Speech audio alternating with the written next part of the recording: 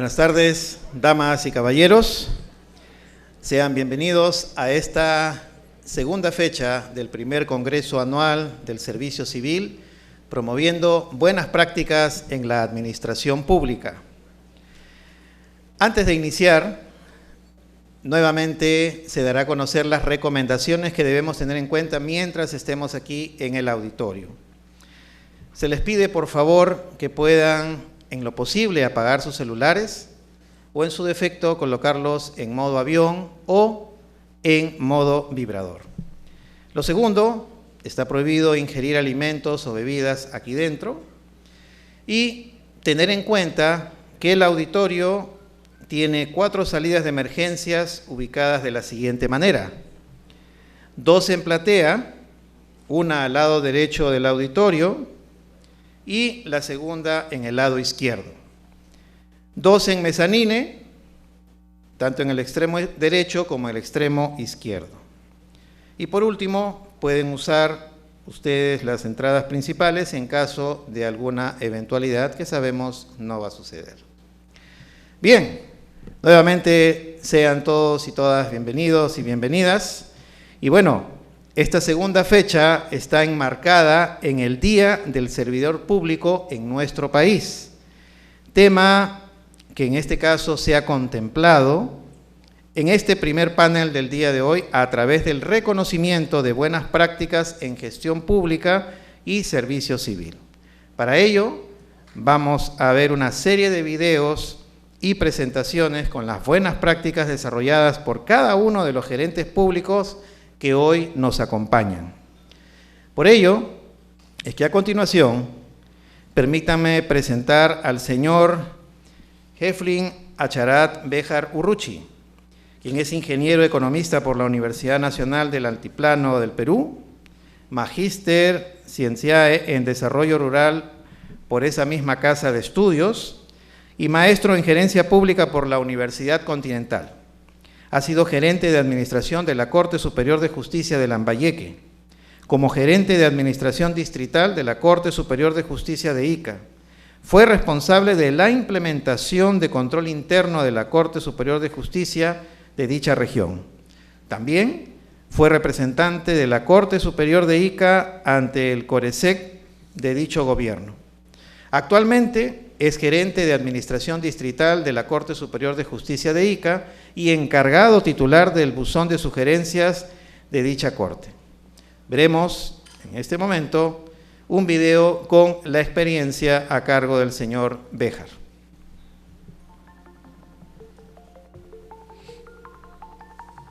En nuestras manos está combatir los efectos del cambio climático, y esto fue lo que hizo la Corte Superior de Justicia de Ica.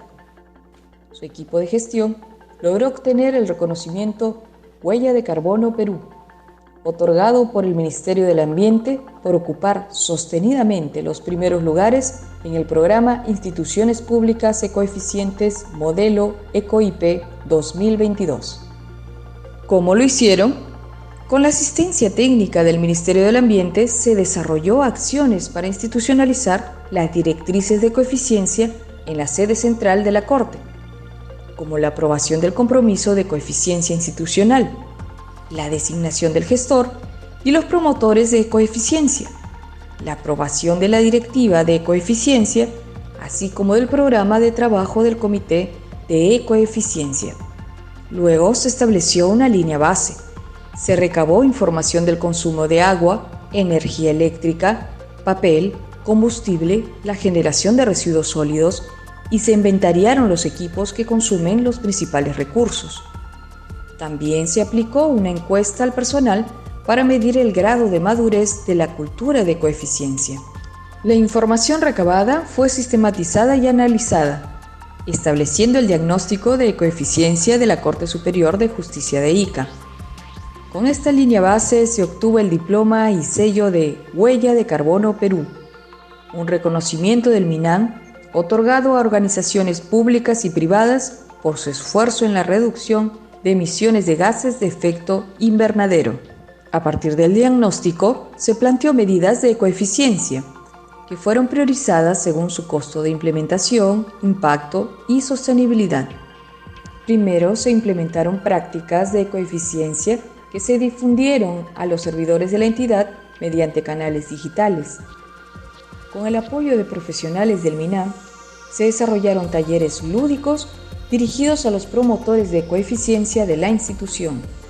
Segundo, se incorporó el modelo de economía circular, estableciendo responsabilidades y un flujo para resguardar, acopiar y disponer los residuos de cartuchos de impresoras con la finalidad de que sean devueltos a su productor. Tercero, se efectuaron bajas de bienes catalogados como residuos de aparatos eléctricos y electrónicos, según las disposiciones de la Directiva General de Abastecimiento del Ministerio de Economía y Finanzas. Todas estas acciones impactaron positivamente en la cultura de coeficiencia de los servidores civiles de la sede, incrementando el porcentaje de servidores con conocimiento de coeficiencia en 31% y logrando el reconocimiento ECOIP 2022 del Ministerio del Ambiente.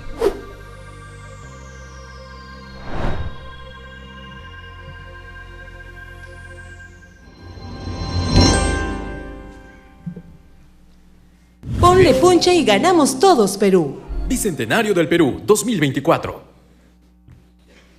Muy bien, damos la bienvenida al señor Jefrin Acharat Bejar Urruchi.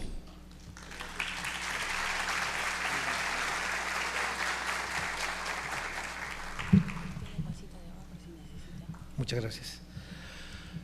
Bien, muy buenas tardes a todos, a todas. Es un honor estar en este estrado. Como gerente público, un orgullo de servir a mi país, al Perú. Y ese es el detalle. Han visto un poco la imagen de lo que hemos hecho en la Corte Superior de Justicia de Ica. Eso tal vez porque mi maestría en desarrollo rural me permitió y experiencia a trabajar en diferentes ámbitos. Como consultor de Naciones Unidas, del Programa de Naciones Unidas para el Desarrollo, también abordamos una serie de temas de gestión de riesgos, desastres y lo que significa los objetivos de desarrollo del milenio y los objetivos de desarrollo humano sostenible, los 17 objetivos, ¿no? Tenemos una preocupación muy fuerte como funcionarios públicos, no solamente del problema que aqueja a la humanidad, el cambio climático, que es bastante serio, y bueno, hay que asumir la responsabilidad desde lo pequeño. Y lo pequeño somos nosotros, ¿no? A veces incomprendidos, a veces vapuleados, a veces no valorados, pero ahí vamos dándole punche, como dicen, todos los gerentes públicos y los funcionarios del Estado, tratando de hacer un país con mejor futuro. Ese es nuestro compromiso, servir a la ciudadanía, y de ahí es este esfuerzo que hemos desarrollado. Solo yo como director, como todo gerente, lo que hace es utilizar las capacidades de todos sus colaboradores y tratar de amalgamar todas estas cualidades para dar un resultado específico, y ese resultado es en breve lo que han ustedes observado. En realidad la problemática del mundo es bastante crítica. Tenemos basura en los océanos, tenemos basura en el espacio, tenemos contaminación en el aire, estamos respirando microplásticos, la basura espacial es enorme, los desagües, las aguas residuales, las aguas servidas van directo a las aguas de consumo humano, y por qué no hablar también de la contaminación que es producida a través de la minería ilegal y de otras actividades que son generadas por el ser humano. Esto nos ha llevado en la Corte a tener una responsabilidad desde el punto de vista de decir, bueno, y en este ambiente micro, ¿qué es lo que podemos hacer? Nosotros también tenemos un problema de asignación de recursos. Los recursos son escasos y hay que saber utilizarlos. Entonces, de saque comenzamos a ver primero consolidar lo que es un equipo, un comité de gestión y desarrollo institucional, conformado por todos los gerentes de línea y de dirección, para promover políticas que pudieran mejorar y consolidar a la Corte Superior de Justicia de Ica como una de las cortes líderes a nivel nacional.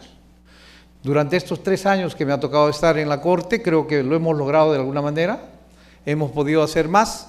Sin embargo, no está, ese camino no está, digamos, con muchas rosas en el camino. Siempre hay problemas. Y para eso es que el Estado nos contrata, para eso es que nuestra voluntad de trabajo, como ayer lo dijo nuestro brillante expositor del CLAE, bueno, en realidad queremos estar en el sector público, por eso estamos acá. Tengo más de 30 años de trabajo en diferentes sectores y creo que ese es nuestro mínimo esfuerzo que debemos hacer. Los resultados ya han visto el video. En realidad, creo que yo ahondar más en ese tema, pues solamente quisiera rescatar algunos puntos que considero fundamentales.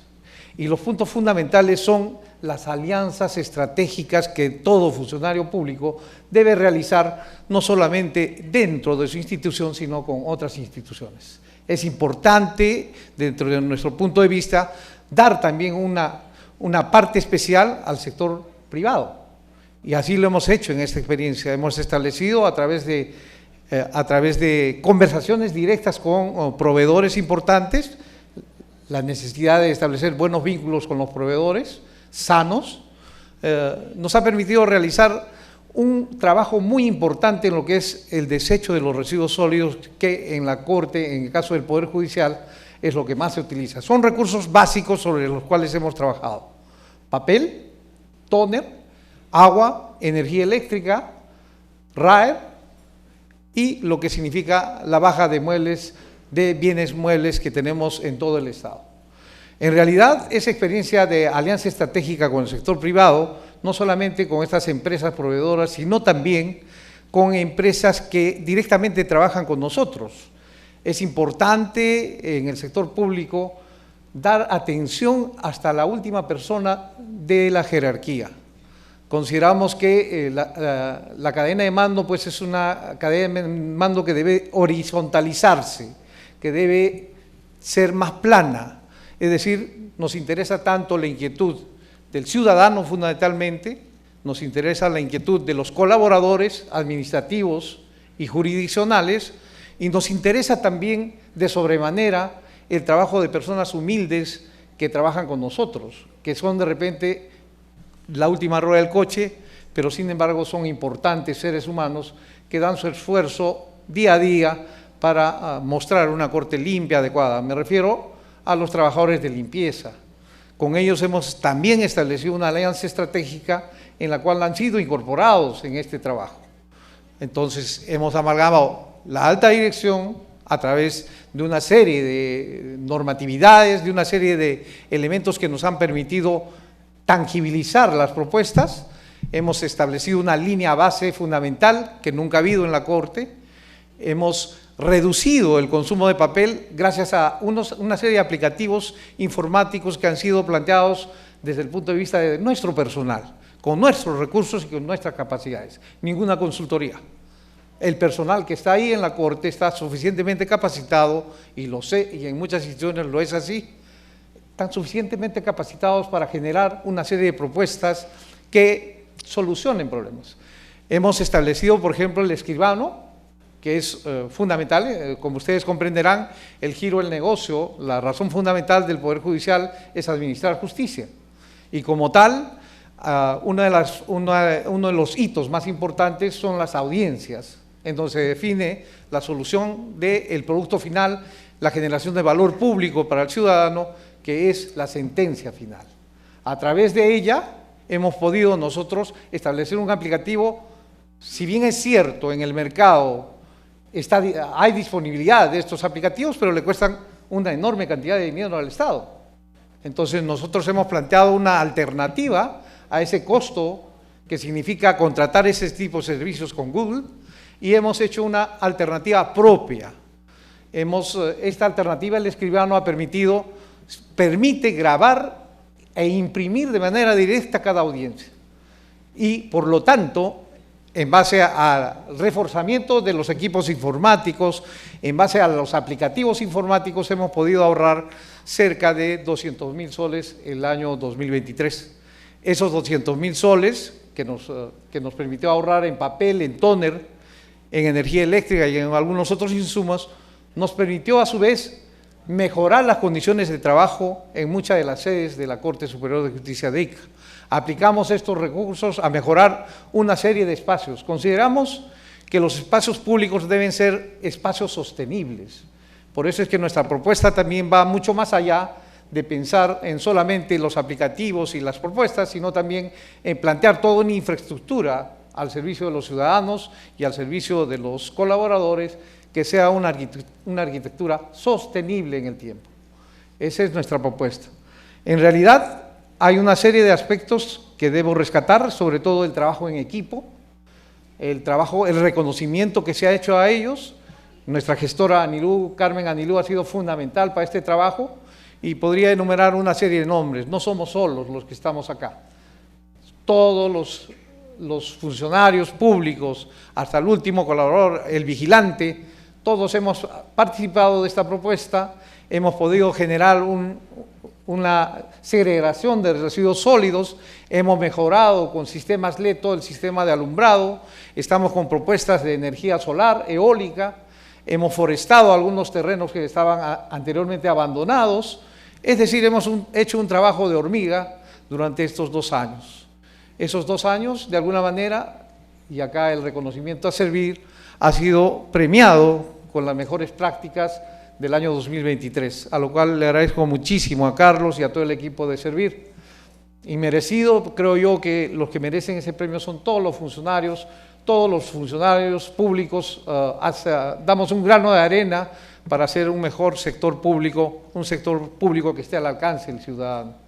Eso es, en términos resumidos, lo que quiero comentarles y aprovechar el día para felicitar a todos los trabajadores. La mayoría de este congreso son servidores públicos. Es nuestro día. Que vive el funcionario público, que vive el servidor público.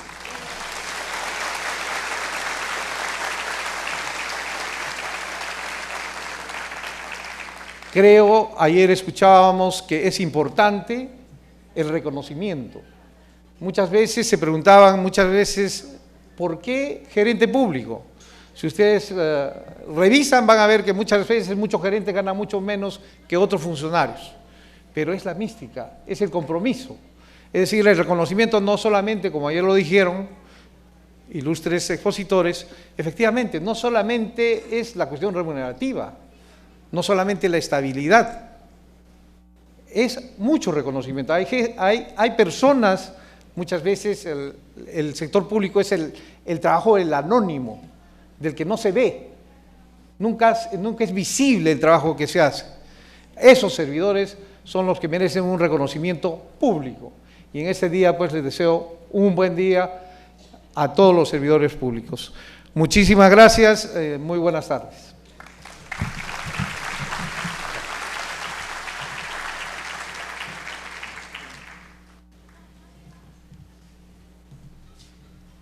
Muchas gracias al señor Heflin Acharat Bejar Urruchi por su presentación.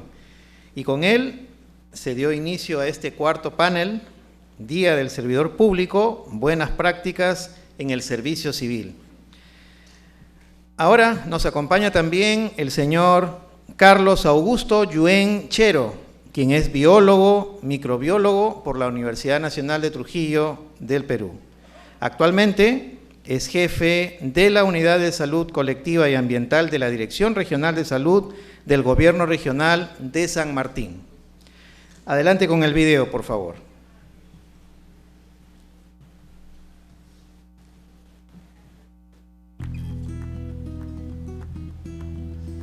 El dengue es una enfermedad viral transmitida por el mosquito Aedes aegypti, que puede ser grave o mortal. Esta buena práctica logró establecer canales de comunicación ágiles con la participación de actores sociales que permitieron acercar a la población de Moyobamba al Centro de Salud Yuyucucha y mejorar en términos de oportunidad el control del mosquito vector del dengue en la localidad. ¿Cómo lo hicieron? Mediante WhatsApp, los pobladores con síntomas compartían su propio estado de salud y el de otras personas posiblemente contagiadas. Así, movilizaban inmediatamente al equipo de vigilancia y control vectorial para su identificación, toma de muestra y canalizar la atención respectiva en el centro de salud. Se identificó a 31 actores sociales de 7 sectores con quienes se coordinó las actividades a realizar en casos de dengue. Se compartió la propuesta de trabajo y se capacitó a cada actor para disminuir la población del zancudo transmisor. También se señalizó las manzanas para optimizar la vigilancia y control del mosquito. Como resultado, entre enero y agosto del 2022, el 48.9% de las personas atendidas por dengue en el Centro de Salud Yuyucucha canalizaron su atención haciendo uso del call center y del WhatsApp. Este 2024 continúan realizándose estas acciones, lo que ha permitido controlar la transmisión a gran escala, evitando que los servicios de salud colapsen.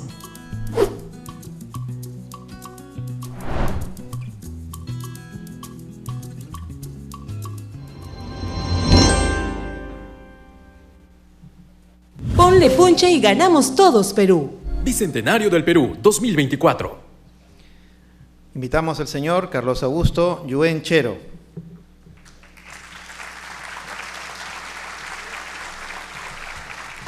Bien, muchas gracias. Es un gusto estar acá con ustedes, más que un gusto, es un honor estar frente a ustedes y poder compartir la experiencia que se llevó en la región San Martín. Bueno, trabajo en la región San Martín.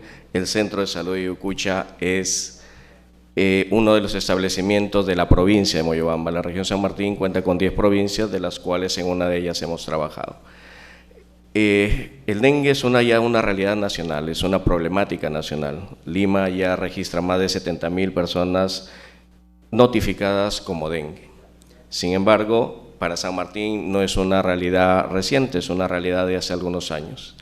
El riesgo de esta enfermedad, como se ha mencionado, es que las personas puedan fallecer. ¿Por qué? Porque esta enfermedad se va agravando, ¿no? Llega a un nivel de ser un dengue grave y al ser un dengue grave la persona tiene el riesgo de fallecer. Lo que buscamos en esta intervención es acercar el servicio de salud. En sí es una práctica en el marco de la atención primaria de salud. La atención primaria de salud lo que busca es que la atención es atender las necesidades del poblador. En ese sentido, hay muchas personas dentro de la misma provincia, incluso la región, no se siente segura de asistir a un establecimiento de salud. ¿Sí? Puede tener inseguridad en un diagnóstico inadecuado, en que no se sienten bien atendidos por el personal de salud, en que no les dan los medicamentos adecuados porque piensan que el dengue tiene un tratamiento específico, lo cual no es así.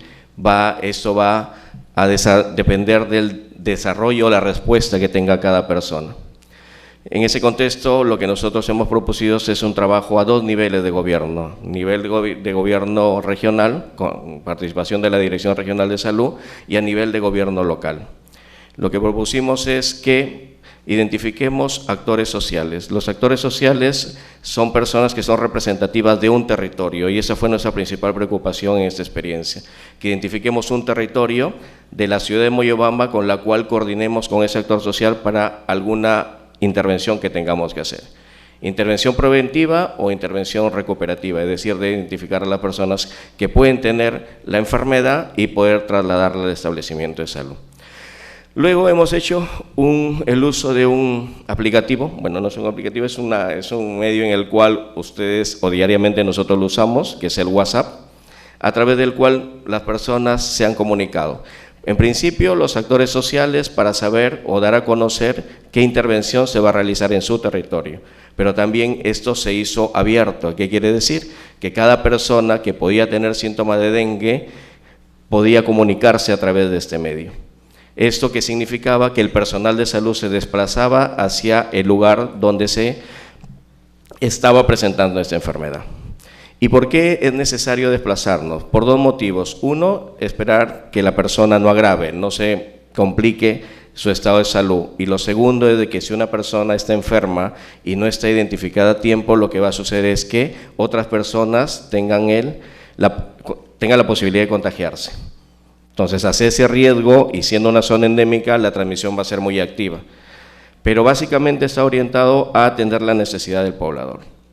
Así hemos hecho el ejercicio desde el año 2022, lo iniciamos en Moyobamba, actualmente ya tenemos en 7 de las 10 provincias que se está practicando esta iniciativa y incluso se genera una directiva regional que se llama Directiva de Intervención en Cerco Entomo Epidemiológico, es decir, que busca unir la intervención de identificación de personas con dengue con el control del zancudo transmisor. Como se ha dicho, el dengue es una enfermedad transmitida por un zancudo que es el Aedes aegypti.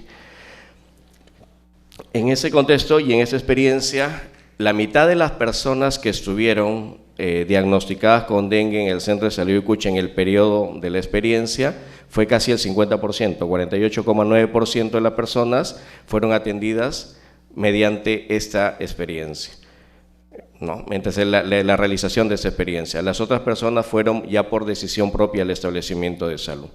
Esto, como le digo, lo que nos lleva es de que si nosotros no hubiéramos realizado esta experiencia de 100 personas, solamente hubieran ido 51 y 49 hubieran estado en su vivienda esperando quizás un desenlace fatal de la enfermedad o que hayan mayores casos sin que podamos identificarlo.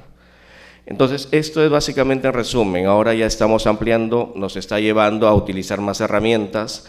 Esto, lo que se ha presentado básicamente está relacionado a lo que en su momento se realizó. Ahora estamos haciendo uso de más herramientas como la georreferenciación. Tenemos georreferenciados los casos de dengue, georreferenciados las viviendas donde se encuentran los casos de dengue, y esa georreferenciación nos ayuda ¿a qué? A poder ser un poco más específicos o focalizar las intervenciones y no esperar que haya lo que se denomina brotes, que brote es un incremento inusual de casos de una enfermedad.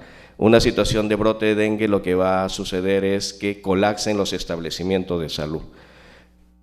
Al tener el colapso no es lo mismo atender 1 o 2 personas por dengue en un establecimiento de salud a tener 100 por atender. Estas 100 personas que pueden llegar al establecimiento no pueden ser atendidas adecuadamente, y en dengue la atención debe ser oportuna, debe ser en el menor tiempo posible y siempre tienen que estar vigiladas. Este año, y prueba de ello, este año, por ejemplo, nosotros estamos en el marco de una declaratoria de emergencia por dengue, por afectación de los servicios de salud, mediante un decreto supremo, el 004 del 2024, dada en febrero de este año. Sin embargo, ninguno de los establecimientos de salud ha estado en una situación de colapso sanitario, es decir, de poner en riesgo el tema de que ha superado la atención de los servicios de salud de los establecimientos. Ciertamente tenemos casos, porque somos una región endémica, pero no estamos en una situación en la cual se nos permita salir de este escenario de emergencia. Un punto adicional es que ya se ha mencionado la comunicación que se tiene entre los dos niveles de gobierno, gobierno regional y gobierno local. Sin embargo, son los actores o la población con quien tenemos que trabajar. El dengue no lo vamos a solucionar solamente el personal que trabaja en el sector salud. El dengue lo van a solucionar las personas conociendo y sabiendo qué tiene que hacer en cada una de sus viviendas. Bien, les agradezco por haberme escuchado en esta presentación y también un feliz día a todos ustedes como servidores públicos del país. Muchas gracias.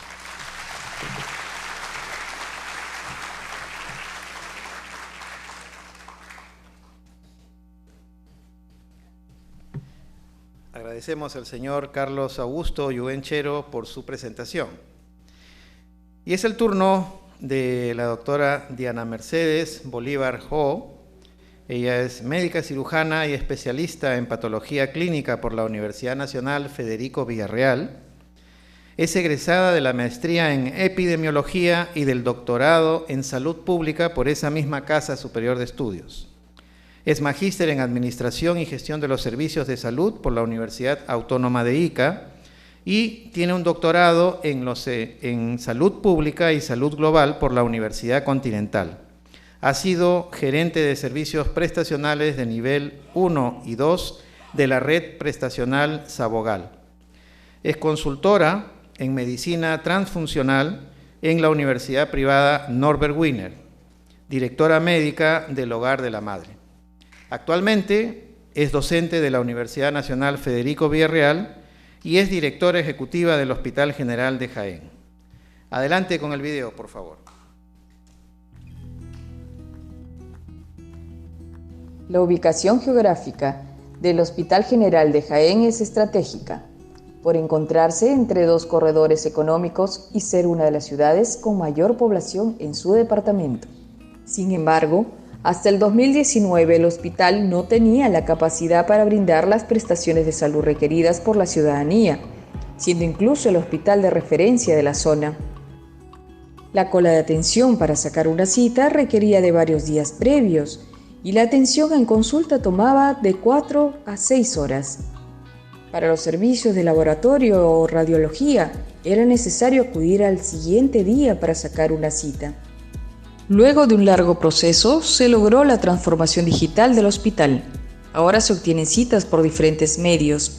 Se tiene una programación con la que los pacientes son atendidos en la fecha. Y la entrega de medicamentos es el mismo día, entre varios otros servicios mejorados. ¿Cómo lo hicieron? Se identificó la necesidad de generar y resguardar información del hospital y mapear los procesos. Se conformó un equipo de 20 profesionales de tecnologías de la información y se aprobó un cronograma para el desarrollo e implementación de Pacamuro Soft. Se programaron dentro de la entidad los módulos de admisión, registros médicos, facturación, laboratorio, farmacia, entre otros. En el 2022, Pacamuro Soft fue presentado a la presidencia del Consejo de Ministros y fue reconocido como software público. Como resultado, se incrementó la cartera de servicios de 70 a 291. Aumentó el ratio de tiempo efectivo de atención médica del 20 al 80%. Existen diferentes medios para obtener una cita en el mismo día, y las historias clínicas ahora son digitales, entre muchos otros beneficios para la ciudadanía.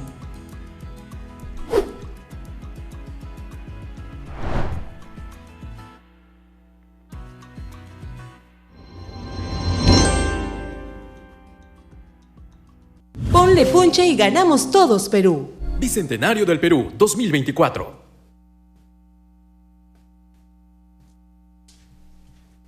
Invitamos a la doctora Diana Mercedes Bolívar Jo.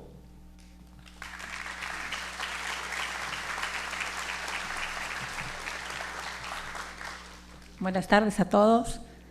Realmente bastante impresionada gratamente por los avances que se va teniendo con nuestras buenas prácticas. Les traigo el saludo de toda la familia del Hospital General de Jaén. Todos ellos que están conectados en este momento también están siendo partícipes de esta importante reunión de trabajo. El hospital hoy en día ya aparece en los registros. En el año 2020, cuando llegamos, no aparecía ningún registro del Hospital General de Jaén.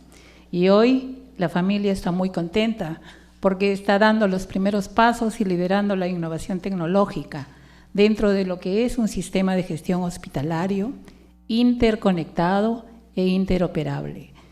Es tanta la importancia que hoy tiene este sistema que ya estamos en la gestión cero papel.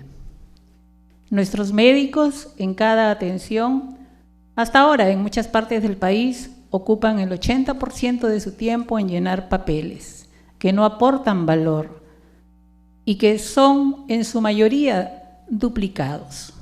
Escriben tanto que muchas veces, por eso nos conocen como la letra del médico, no la entendemos. Pero esto ya va a pasar a la historia. Si tenemos un sistema en donde la historia clínica electrónica se hace de uso en todos los establecimientos de salud, seguramente que garantizaremos la continuidad de la atención del paciente a lo largo y ancho del país y por donde quiera que él vaya, porque la tecnología tiene esa facilidad. En este momento, yo tengo la satisfacción de decirles, por ejemplo, que en el Gobierno Regional de Cajamarca se acordó que el sistema Pacamuros, evaluado por los ingenieros informáticos, se implementara en todos los hospitales de la región Cajamarca. Hoy ya lo tenemos implementado en el Hospital de Bellavista y el día de hoy se ha hecho el lanzamiento en el Hospital Regional de Cajamarca.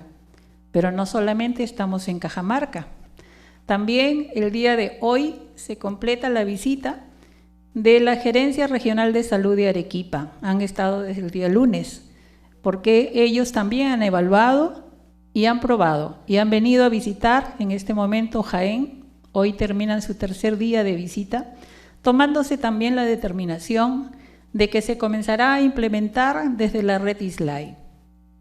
Mañana tenemos también la reunión con Huancavelica.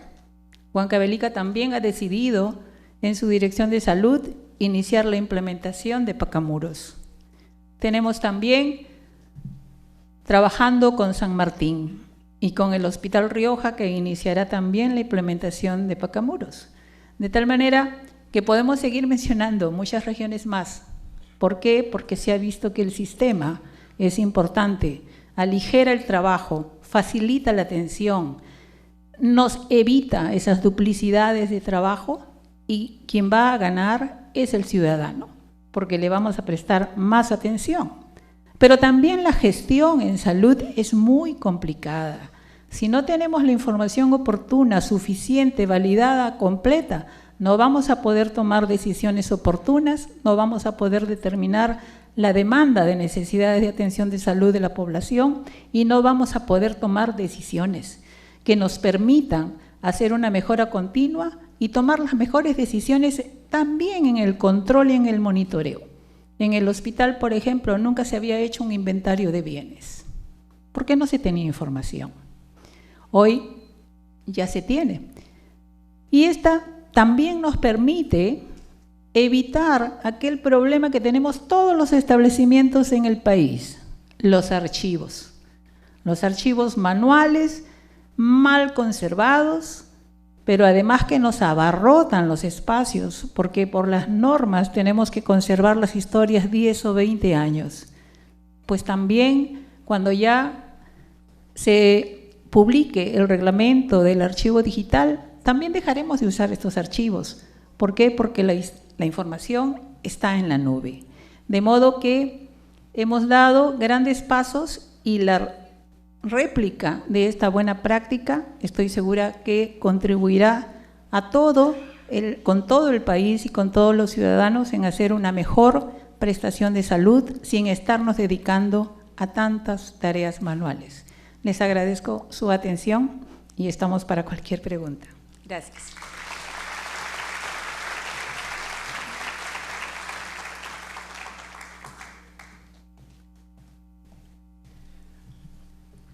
Muchas gracias a la doctora Diana Mercedes Bolívar Jo por su presentación. Nos acompaña ahora el señor Gualberto Segovia Mesa. Él es médico cirujano por la Universidad Nacional San Luis Gonzaga de Ica, especialista en medicina familiar y comunitaria por la Universidad Nacional Federico Villarreal. Ha sido asesor de USAID en políticas de salud y asesor en medicina familiar y comunitaria en la OPS Perú. Actualmente es médico investigador en APS y Salud Intercultural en el Instituto Nacional de Salud de la OPS en el Perú. Adelante con el video, por favor.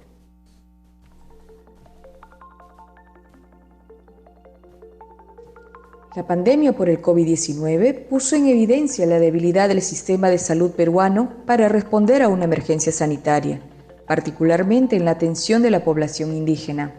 Ante ello, en la región Ica se realizó un conjunto de acciones que permitió a 11 instituciones prestadoras de servicio de salud ejecutar un plan de gestión del cambio, identificando a los grupos étnicos Chipibo, Quechua, Afroperuano, Mestizo y Aymara.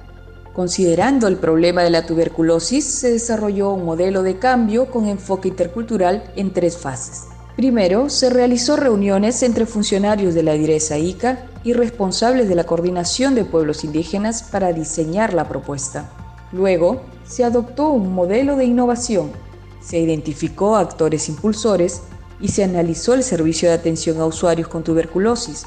Así, se diseñó un plan participativo. Finalmente, se ejecutó el plan y su evaluación. Se identificó a pacientes con tuberculosis 50% de origen quechua y 50% de origen chipibo. También se mejoró los registros de códigos étnicos en las historias clínicas y el personal empezó a valorar el enfoque intercultural en la salud. El modelo viene siendo replicado en establecimientos de salud de otras regiones y ha permitido mejorar el acceso a la salud de las poblaciones indígenas.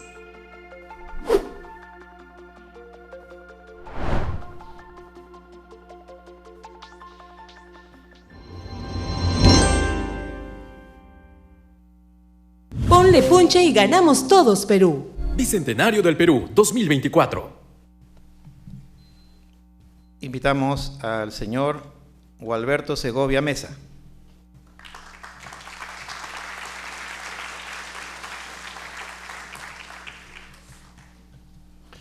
Muy buenas tardes con todos y con todas.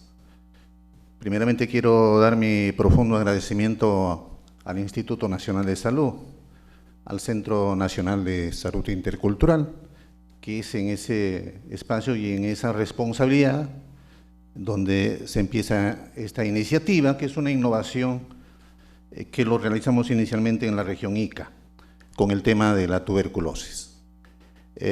Teníamos ya información en Ica por la creciente agroindustria, la agroexportación, de un desplazamiento de personas andinas, amazónicas, hacia la zona, y efectivamente nos encontramos de que había también riesgos y muchas de estas personas estaban contrayendo el problema de la tuberculosis. Y ahí el dato del 50% en un establecimiento, que era el puesto de salud Pampa Villacurí, 50% eran personas quechuas y 50% eran personas chipivas en Ica, costa. Entonces, es un buen hallazgo y a partir de ella empezamos a profundizar esta estrategia, porque es una herramienta de cómo estructurar una gestión del cambio y poder replicarlos para otras situaciones sanitarias. El problema en realidad no está en cambiar la gerencia, gerentes, sino lo hacemos mirando de que ellos deben liderar todo un cambio, sino en convencer a todo un grupo importante de personas que puedan cambiar actitudes, comportamientos, sobre todo liderazgo en los grupos de los trabajadores en los establecimientos de salud. Lo que hicimos nosotros al inicio fue una línea de base a partir de los datos catastróficos y el comportamiento que tuvo nuestro sistema de salud en esta pandemia por la COVID-19. Hemos tenido más de 200.000 muertes como país. El día más horrible para nuestro país fue casi cerca de 800 personas por día que se nos fallecían. Y entonces había que trabajar un poco de cómo le vamos a enfrentar a este tipo de eventualidades. Se vino el problema del dengue, nuestro sistema de salud no responde, tenemos los problemas de anemia, desnutrición, la cobertura de inmunización de ciertas comunidades nativas, y yo podría mencionar a Condorcanqui. En este momento Condorcanqui tiene una cobertura con 3 dosis para la COVID de casi 14%, digamos, de protegidos. Y hay un 86% de compatriotas, ¿no?, que no están protegidos. En la provincia del Latén del Marañón, 27% de protegidos con 3 dosis. Son 70 y tantas % de población que no está protegida y son población vulnerable. Y es fácil encontrar esa información en las páginas de nuestro Ministerio de Salud. Y entonces hemos encontrado en esta línea de base inicial algunas barreras que es importante destacarlo, porque también lo mismo hemos encontrado cuando enfrentamos al problema del dengue, por ejemplo, no solamente en Ica, en otras partes. Hay barreras en la visión, donde el 73% de los establecimientos de salud que hemos evaluado, de los 89, 73% de ellos en realidad no tenían un plan de control contra el dengue, y si lo tenían no lo conocían. En el tema de la barrera de la gestión, 77% de establecimientos no se reunían, no discutían el tema. Y en la barrera de los recursos, y los que tenían plan, casi el 83% no tenían presupuesto para el plan. O sea, son planes sin presupuesto. Y entonces, ahí es donde empezamos a definir que el problema es cómo generar un cambio en la organización y en la gestión de los servicios de salud, pero que también incorporen el enfoque intercultural. Cómo operativizar el enfoque intercultural. Y entonces ahí empezamos a tomar, y voy a acelerar ya en esta parte, tomamos el modelo de John Kotter con los 8 pasos de la gestión del cambio, y a esos 8 pasos de la gestión del cambio de Kotter le agregamos el modelo de MOI de la Universidad Politécnica de Valencia, que nos dice cómo vamos a elaborar un plan de cambio. Y a ese documento elaborado empezamos a trabajar intensamente algunas habilidades blandas en los que dirigen los establecimientos de salud, ¿no? Hablar de liderazgo, gobernanza, trabajo en equipo, ¿no? Que esto sí se puede, y empezamos un poco a generar el cambio. Lecciones aprendidas. Al final hemos visto que todavía hay mucha resistencia al cambio. Y esta resistencia al cambio viene de los que dirigen, sean las de la gestión superior, ¿no? La gestión intermedia hasta de la gestión local. Se resisten mucho a cambiar. A partir de esta experiencia hemos hecho intervenciones también para el dengue, hemos hecho intervenciones para el tema de salud materna, salud mental. Al final hemos validado un modelo de gestión del cambio. Esa es la herramienta importante que ahora hemos implementado incluso, y lo hemos puesto en el terreno, decimos, para implementar la política pública del Ministerio de Salud, que es la red integrada de servicios de salud. Hemos elaborado sus planes de cambio y ahí están, digamos, corriendo, pero necesitamos definitivamente más apoyo de recursos financieros para poder acompañarlo, porque la gestión del cambio se hace en realidad en mucho tiempo, en muchos años. Muchas gracias por la atención.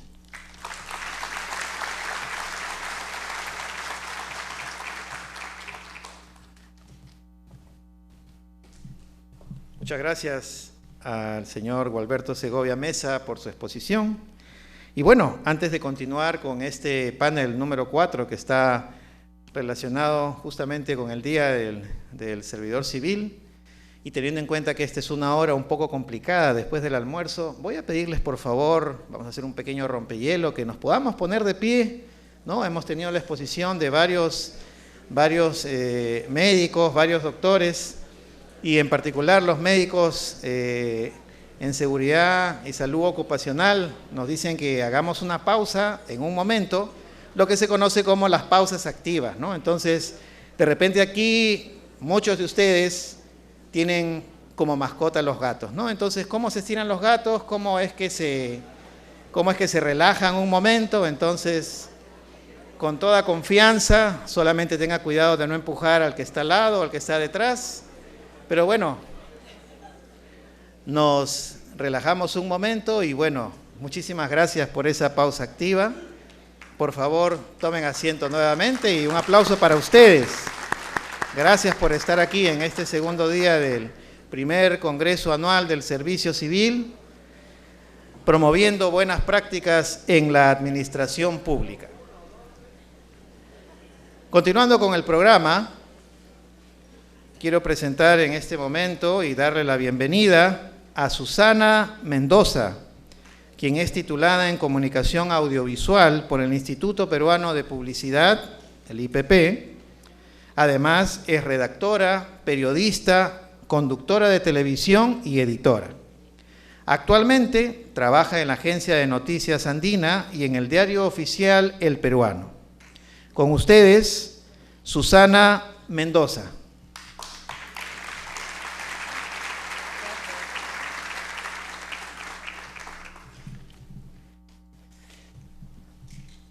Nuestra función es servir, no tener poder.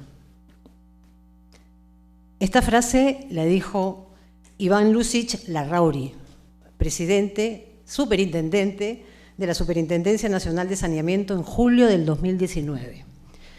Inicialmente no iba a poner el titular de esta entrevista que le hice, pero después lo pensé, dije sí, porque en el momento de estar buscando con qué titular empezaba este momento, estuve con mi compañera de trabajo, Kelly Cárdenas, y a ella le gustó esta frase. Ella es joven, tiene 23 años, sanmarquina. Y dije, ok, empiezo con esta frase, porque me da una oportunidad de repente de colocar algo, porque si tienen algo en común, las historias que he contado hasta el día de hoy, que son más de 346, es que los servidores públicos, mujeres y hombres que he entrevistado, tienen en común el querer poder para hacer, no para tener. La primera página, antes de empezar con la primera página, sí quiero agradecer este momento porque no puedo ocultar mi felicidad. No estaría acá si no fuera por ustedes.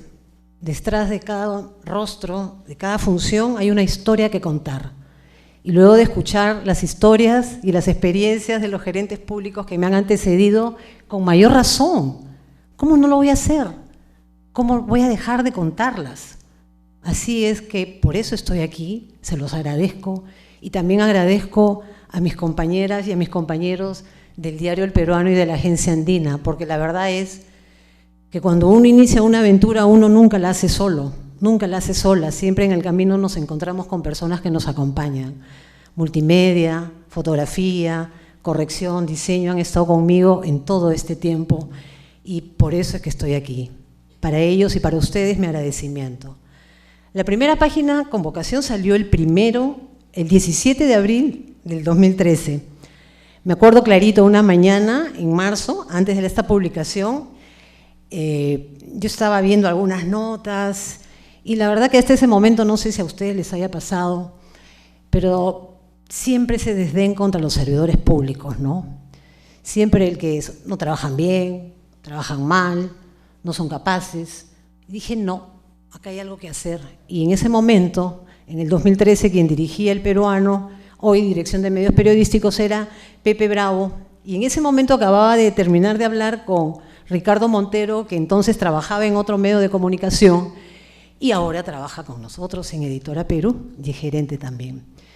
Habían terminado de hablar y yo entraba a la oficina del director y le dije, Pepe, creo que hay que hacer una página en la que se cuente historias de servidores públicos. Tenemos que hacer algo, hay que contrarrestar esta corriente de opinión que tiene, no sé, ya más de 100 años. Entonces me dijo, acabo de hablar con Ricardo y me acaba de proponer lo mismo. Está en tus manos. Y así empezó esta historia. La primera página salió el 17 de abril y si ustedes pueden ver es en blanco y negro, porque hasta la foto era en blanco y negro. ¿Y por qué? Bueno, memorable la primera página, pero también memorable la experiencia, porque entrevisté al doctor Arca, él era en ese momento director de la Direza Lima Sur y entonces acababa de crear el primer centro de salud, no sé si haya otro, la verdad, ustedes me van a comentar, pero el primer centro de salud en Lima para personas adultas mayores, ¿no? Y en Villa María del Triunfo. Y además, porque tuve que hacerle una entrevista, tuve que ir a Villa María del Triunfo, treparme a un cerro ahí y desde donde me ubiqué, poder ver más de 50.000 personas que hasta ese momento, todas las casitas que se podían ver desde ese punto, y enterarme que 50.000 personas no tenían acceso a un puesto de salud siquiera. Gracias a un convenio que él pudo, a propósito de las alianzas estratégicas, a un convenio que tuvo con la comunidad, con los representantes de esa zona, de esa comunidad de Villa María del Triunfo, es que lograron hacer los centros Mi Salud, que estaban congestionados. Y hasta ahora están. Esa es la primera historia y las que siguen, la siguiente, qué horrible, ya son, digamos, elegidas de manera arbitraria, porque las he agrupado, digamos, en 3 ejes, no sé si sea la palabra correcta, pero estas son historias inspiradas justamente en la pandemia, porque sí creo que ha habido un momento en el que se ha podido visualizar, sentir y ver la vocación de servicio de los servidores públicos de nuestro país fue en la pandemia. Y fue sobre todo en la gente, en los hombres y mujeres que estaban ubicados en la primera línea de acción. Y he rescatado la del enfermero, porque siempre hay una historia que contar detrás de un rostro y detrás de una función amazónico. Él es Jackson Chuña Ramírez, enfermero del Centro de Salud de Nauta, entonces enfermero, no sé dónde esté ahora, no sé si sigue ahí, pero en todo caso él es hijo de un dirigente comunal, Cocama Cocamiria, que él iba a las comunidades a aplicar inyecciones a la familia, ¿no?, de esa comunidad, y él de chiquito lo acompañaba en una lancha, echadito en las hojas de plátano, y él recuerda vivamente ese olor de las hojas de plátano, y estudió para ser enfermero y para hacer lo que le enseñó su papá. Él tuvo que lidiar mucho contra las falsas creencias respecto a los efectos que tenían las vacunas contra el COVID-19 en la Amazonía. Esas falsas creencias fueron muy difíciles de contrarrestar, pero no solamente en la Amazonía, también en las zonas rurales de nuestro país. Creencias como que te vas a volver pobre, quieren esterilizar a las mujeres, tus hijos no van a crecer, en fin.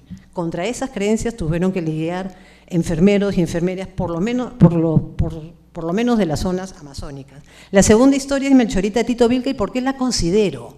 Porque en el caso de ella, del Centro de Salud Metropolitano de Puno, ella es puneña, todas las enfermeras se enfermaron de COVID y tuvo que quedarse ella y bancarse la vacunación para lograr, bueno, en el tiempo que estuvo durante la pandemia, más de 6.000 inmunizaciones, ¿no es cierto? O sea, es decir, ella no dejó de inmunizar, inclusive sola, porque sus compañeras fueron afectadas por el COVID-19. La siguiente historia, sí, acá ya elegí también gerentes públicos. ¿Por qué gerentes públicos?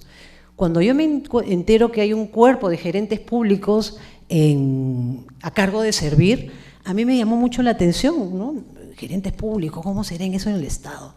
Y ya tuve conocimiento de que era casi una élite, ¿no es cierto?, en el sentido más humano del término, porque son servidores públicos como ustedes, que deciden tomar, digamos, que deciden formarse para dirigir, para hacer cambios que beneficien efectivamente a la población peruana. Entonces dije ya, este es un rubro de gerentes públicos, espero que el señor Mendoza siga ahí, Mendoza no, Pedro Alcántara, lo que pasa es que mi papá se llamaba Pedro. Pedro Alcántara, gerente público, él trabajaba en el momento que le hice yo la entrevista en INCOR, en el Instituto Nacional Cardiovascular, y logró en su experiencia como gerente público que una solicitud para hacer trasplante de médula ósea que duraba 75 días, durara 7, por ejemplo, gracias a la gestión que hizo. En la siguiente historia es la de gestora, esta que acaba de salir publicada justamente hoy, 29 de mayo. A ella la conocí recientemente, ella es la doctora Flor de María Curitito, es gerenta pública de Moquegua, ¿no es cierto? Y también la consideré, bueno, porque es mujer, porque la experiencia me ha permitido darme cuenta que, sin ánimo de resaltar mi condición, pero ahí donde habemos mujeres que queremos hacer cambios, los cambios se dan con mucha persistencia, ¿no? Y en el caso de ella sí me llamó la atención, por ejemplo, porque sé que el sector salud es complicado, ¿no es cierto? Es para decir, para exigir metas, para que se cumplan determinadas estrategias, son muy exigentes y a veces el nivel nacional no entiende tal vez algunas dinámicas regionales. Y ella entendió desde que llegó a la Direza Moquegua, porque es gerenta pública destacada ahí, que había que intervenir la salud de la población moqueguana de otra manera. Entonces, ella considera que el curso de vida, esta visión de curso de vida, atender a las personas de acuerdo a su edad, al momento que les toca infancia, adolescencia, juventud, adultez y adultez mayor, y de manera integral, era la mejor manera de lograr evitar enfermedades y trabajar mucho la prevención, ¿no es cierto? Entonces, por eso también la elegí para compartir esta historia con ustedes. La quinta, las dos que vienen, estas sí son historias que yo he dicho que son historias ejemplares. A mí me conmovieron mucho cuando las conocí y son muy parecidas cuando se trata de entrevistar a profesores, a maestros que enseñan en escuelas, ¿cómo se dicen? Unidocente, ¿no es cierto?, de la Amazonía y también de nuestras zonas andinas, de la sierra de nuestro país.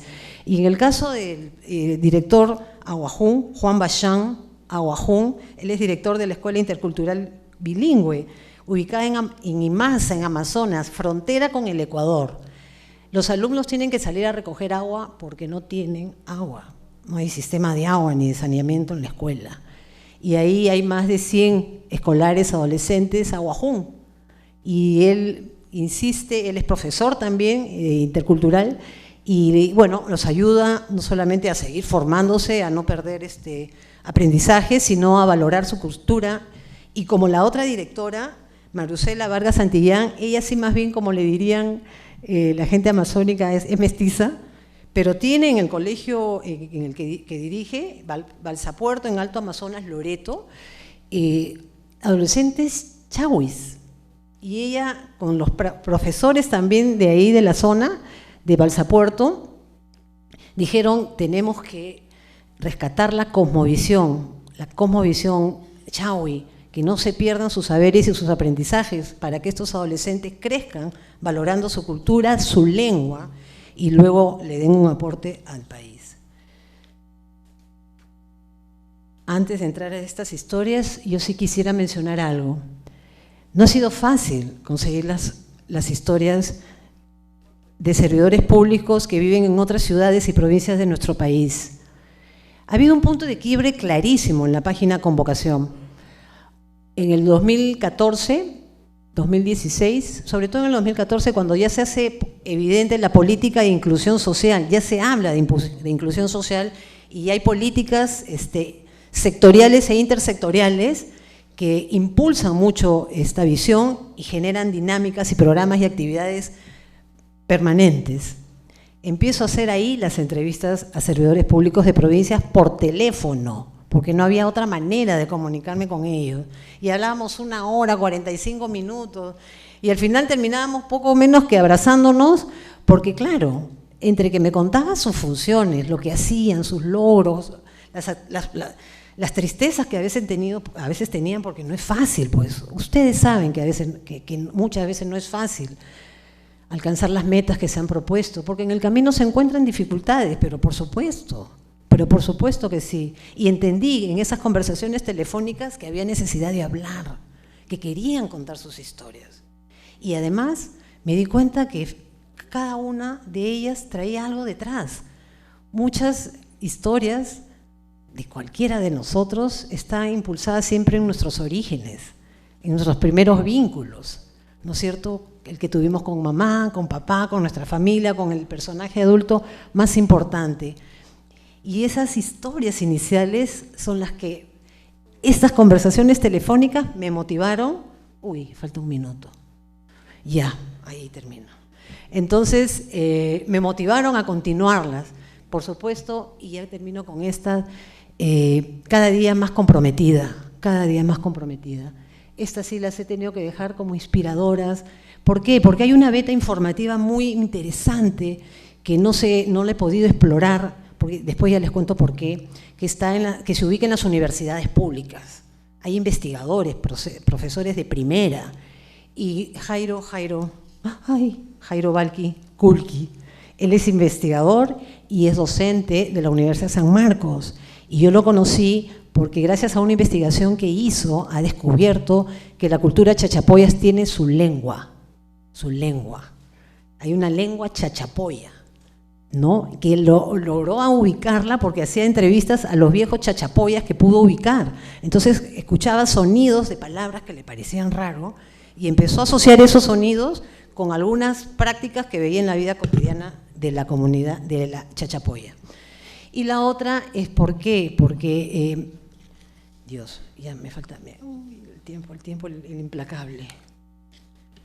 La doctora María del Pilar Medina Alba es neuropediatra y es una de las 70 neuropediatras que hay en el país. No hay más neuropediatras.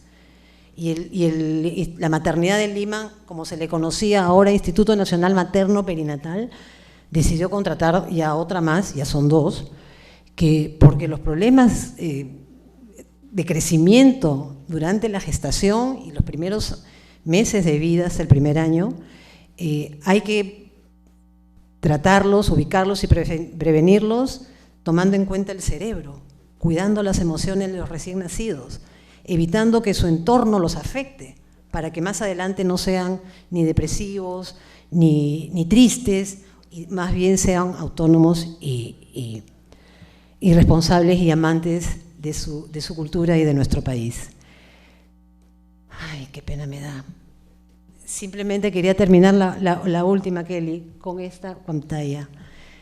A él lo conocí, él es Ever Villanueva, tiene 31 años, ayacuchano, él trabaja en TV Perú, él es parte del equipo de lenguas, del noticiero que interpreta, de lenguas originarias que interpreta el noticiero de TV Perú, y su historia fue totalmente conmovedora para mí. Él vino a Lima, su familia vino a Lima producto de las tropelías y de Sendero Luminoso en Ayacucho y las tristezas que se pasaron en esa región. Y vino chiquito, en brazos de su mamá, su mamá quechua hablante, su papá quechua hablante, hablaban con él quechua, pero con sus amiguitos de Villa María del Triunfo hablaba castellano. Su mamá a los 8 meses dijo, hijito, vamos a regresar, un ratito tengo que ver a mi mamá, y cuando vio a sus hijitos, a sus amiguitos de Ayacucho, ninguno lo entendía, porque todos hablaban quechua, y se burlaban de él, y se burlaron de él. Entonces a él le llamó la atención porque era igual a ellos, de la misma edad. ¿Qué pasó? Entonces eso fue tal vez un input para que ya cuando vino a Lima y estudió en San Marcos, porque también es sanmarquino, decidiera aprender quechua, a ubicar en Lima a quienes les interesaba el quechua, y descubrió que había mucha gente que hablaba quechua pero no tenía un espacio en donde expresar ese deseo de hablarlo. Entonces, con esta historia, y antes de esta historia, ya la página convocación que salía en blanco y negro impresa, sale ahora de manera multimedia. Sale, por supuesto, en la página impresa del diario El Peruano, la página convocación, sale en la plataforma de la agencia Noticias Andina, se produce un video, como le decimos, un portafolio de fotografías, y hasta le estamos pidiendo a los entrevistados que por favor nos hagan un TikTok para promover la página. Lo que fue una página, hoy es un producto multimedia. El diario El Peruano cumple 200 años el otro año, el 25 de octubre. Simón Bolívar la fundó, y fundó el diario El Peruano porque estaba convencido que tenía que dar a conocer las ideas republicanas y de libertad que se promovían entonces. 200 años después, Simón Bolívar no imaginó que en nuestro país, en el Estado peruano, trabajarían más de 1,5 millones de servidores públicos, y que ellos y ellas servirían a 33 millones de peruanos y de peruanas. Les agradezco mucho su participación, su asistencia, su presencia en nuestras vidas, y le pido a las personas que trabajan en recursos humanos, porque entiendo que están aquí sobre todo de las áreas de recursos humanos, que ubiquen quiénes son esos servidores públicos que tienen la roja y blanca en el pecho, que ubiquen esos servidores públicos que su labor impacta a una comunidad, un distrito, una provincia, que impacta a nuestro país. Ubíquenlos, infórmenles a las oficinas de comunicaciones y contáctenos, ubíquennos, háganlo con vocación. Muchas gracias. En la del estribo. Ese es el primer ejemplar del diario El Peruano de 1825, y los vamos a distribuir a cada uno de ustedes cuando se empiece el break. Muchas gracias. Gracias.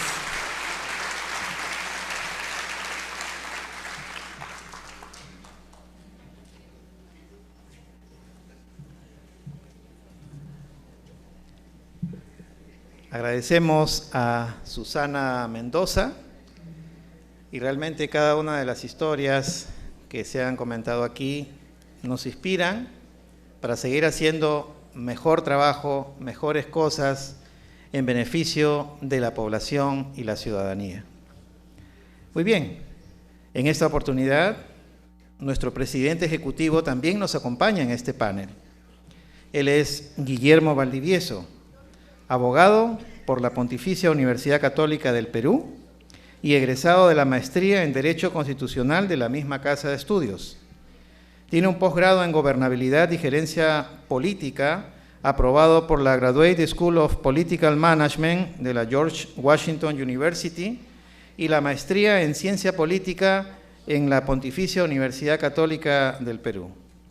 Ha sido jefe de la Oficina de Desarrollo de Capacidades y asesor legal de la Secretaría de Descentralización de la Presidencia del Consejo de Ministros, asesor de la Presidencia Ejecutiva de la Autoridad Nacional de Servicio Civil, SERVIR, coordinador ejecutivo de la Unidad de Integridad Institucional del Ministerio de Defensa, asesor de la Secretaría General del Ministerio de Energía y Minas, secretario general, gerente de asesoría jurídica y asesor legal en municipalidades de Lima Metropolitana, consultor BIT en temas de descentralización y consultor GIZ en Derecho Administrativo. Además, es docente en las facultades de Derecho de las Universidades San Martín de Porres, la Universidad Femenina del Sagrado Corazón, UNIFE, y en la Escuela de Posgrado de la Universidad Continental. El doctor Valdivieso brindará sus comentarios sobre estas experiencias y extenderá su saludo por el Día del Servidor Público.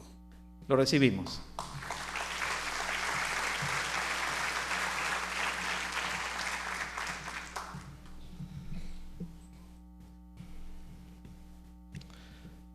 Muchas gracias por la presentación. Bien, nuevamente mi cordial saludo para todas y todos los presentes que nos acompañan en este segundo día de nuestro Congreso Anual del Servicio Civil. No sé si ustedes, pero sí yo me he sentido particularmente tocado por cada una de las experiencias que nos han mostrado los gerentes públicos que han estado aquí en este podio, así también como las experiencias que nos ha comentado Susana Mendoza a través del Diario Oficial Peruano en su página Convocación. Y de verdad que son historias inspiradoras porque permiten precisamente identificar cuán importante es el trabajo que desarrollan cada una de estas personas, pero además cuán importante es el trabajo que desarrollamos cada uno de nosotros en nuestras respectivas posiciones para contribuir con mejores servicios públicos, como lo he mencionado muchas veces el día de ayer. Y qué mejor oportunidad que presentar estas historias inspiradoras el día de hoy, que es el Día del Servidor Público. Creo yo que esta mención última que hizo Susana Mendoza de identificar a servidores que tienen la roja y blanca en el pecho, creo que es un aspecto que creo que todos tenemos. Algunos de manera muy intensa, algunos de repente un poquito apagada, pero creo que todos en el fondo tenemos esa roja y blanca en el corazón, esas ganas de poder hacer las cosas bien para bien precisamente de las personas a quienes servimos, las peruanas y peruanos en nuestros territorios. Y qué especial es sobre todo que ese trabajo que hacemos en cada uno de los territorios de la patria tienen esta posibilidad de permitir llegar de manera como la gente quiere que lleguemos, con esa mirada inclusiva, de atender las necesidades particulares de las personas en determinados territorios, atendiendo a su cultura, a sus particularidades sociales y económicas. Eso es un aspecto que no hay que dejar de olvidar, y por eso creo que para nosotros como Servir resulta fundamental que empecemos a trabajar en el ámbito descentralizado, en el ámbito de los gobiernos regionales y las municipalidades de nuestro país. Yo el día de ayer me he topado con muchos de ustedes que han venido de muy lejos, de Cusco, de Yurimaguas, de Huancavelica, de varios territorios, de varias zonas de nuestro país que no imaginé de verdad encontrármelos aquí presencialmente. Y eso nos compromete mucho, mucho más, no solamente a mí como presidente ejecutivo, sino a todo el equipo de Servir. Ya desde ya le he dicho a Dante Mendoza, que es el director de la escuela, que vamos a empezar a trabajar más intensamente de manera descentralizada. Empezar, por ejemplo, a hacer estos congresos no solamente en Lima, sino también al interior del país, porque hay personas, hay servidores que lo reclaman.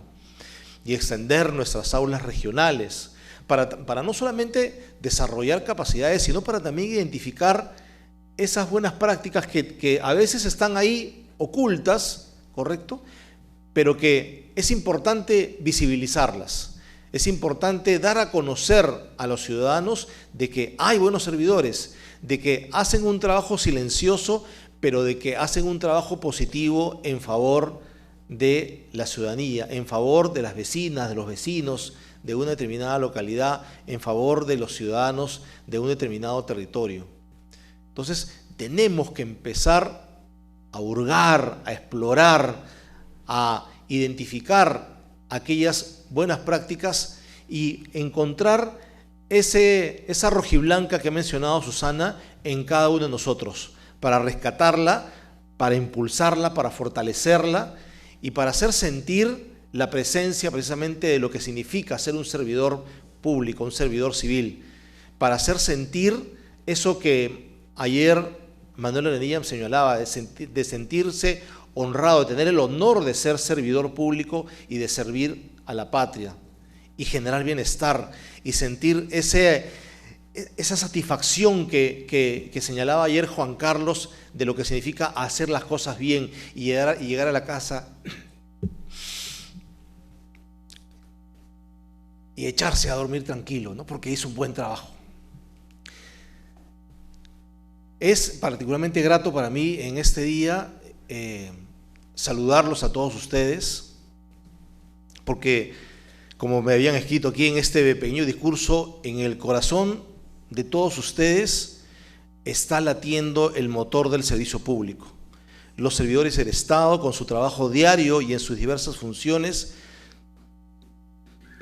son quienes hacen posible el progreso y la prosperidad de todos los peruanos. Para mí es un honor resaltar con profundo fervor la esencia misma de lo que implica ser un servidor público en el Perú. Ellos no son simplemente empleados del Estado, sino son los guardianes de los derechos ciudadanos, defensores incansables de la justicia y la equidad, y arquitectos comprometidos con la construcción de un país más justo y equitativo para todos. En una época donde la corrupción es quizá la mayor problemática que debemos combatir, los servidores públicos deben alzarse como bastiones de integridad y ser ejemplo para la ciudadanía. Son ellos quienes con su labor diaria demuestran que el servicio público es un llamado sagrado, una misión que trasciende lo individual y se eleva como un compromiso colectivo hacia el bienestar común.